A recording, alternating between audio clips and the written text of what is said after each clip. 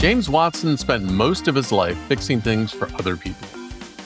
At 64, he finally got to fix up a house of his own, where the lawn smells like fresh-cut grass, and the deck he built himself creaks just a little when he steps outside for coffee.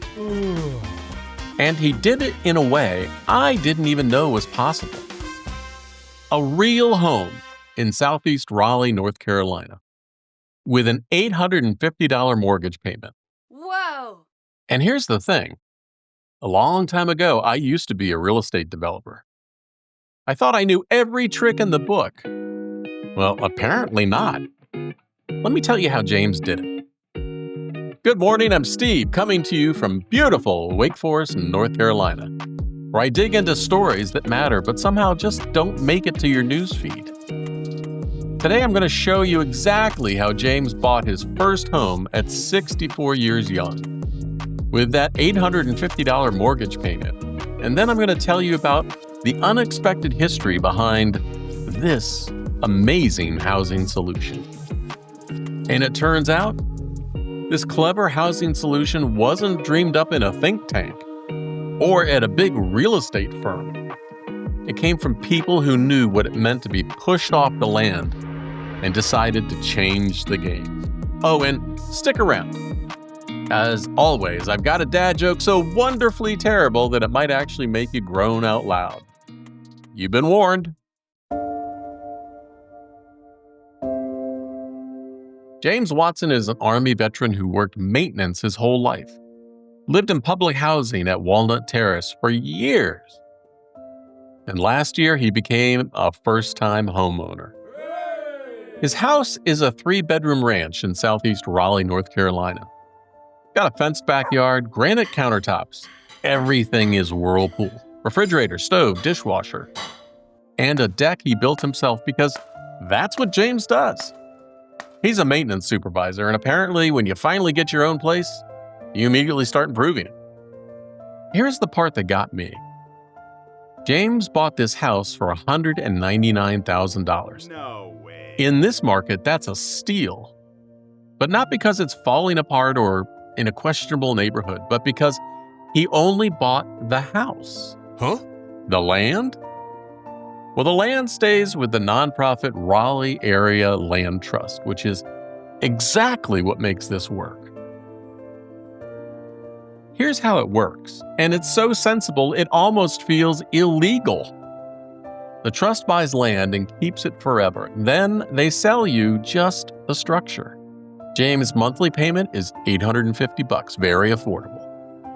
Kevin Campbell runs the Raleigh Area Land Trust, or RALT. And he put it this way.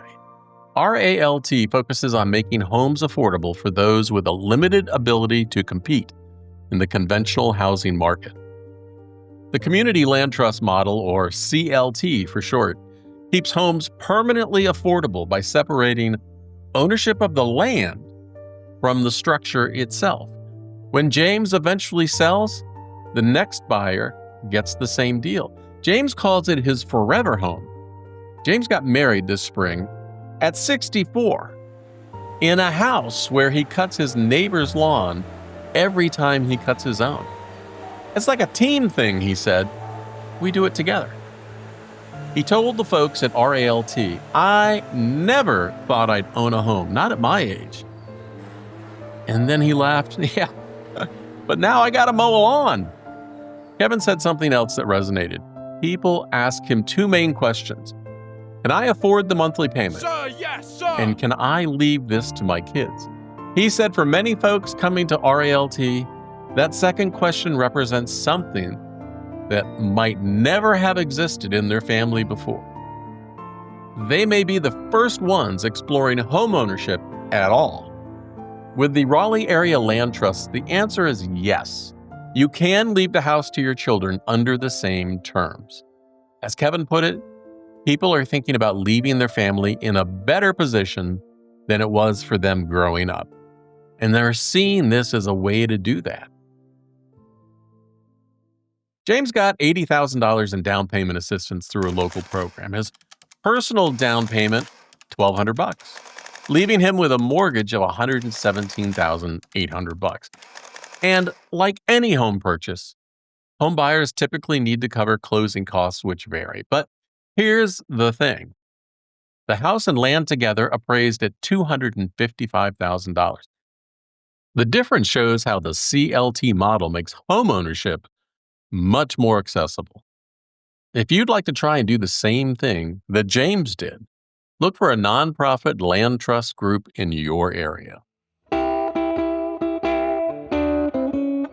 Community land trusts weren't invented by housing policy experts or urban planners. They were created by civil rights leaders in Albany, Georgia in 1969. People like Charles and Shirley Sherrod, who were watching families get kicked off their land for the crime of registering to vote. And picture this. You're organizing voter registration in rural Georgia in the 1960s. Every time someone shows up to a meeting, they lose their job, their housing, their livelihood. Charles Sherrod came to the realization people can't fight for their rights if they don't have a secure place to live.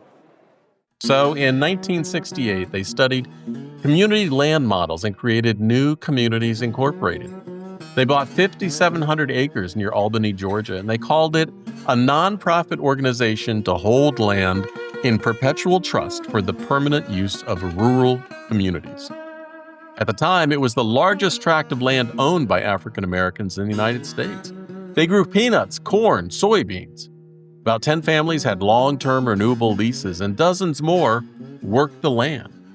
From that original vision in Georgia, the model spread. Burlington, Vermont adopted it in 1984. And now there are hundreds of community land trusts across the country. And one of them just helped James Watson become a homeowner at 64 years old. The model works. James is living proof. But somehow it still feels revolutionary in 2025 because we've been so focused on treating housing like a stock market, we forgot it could be anything else.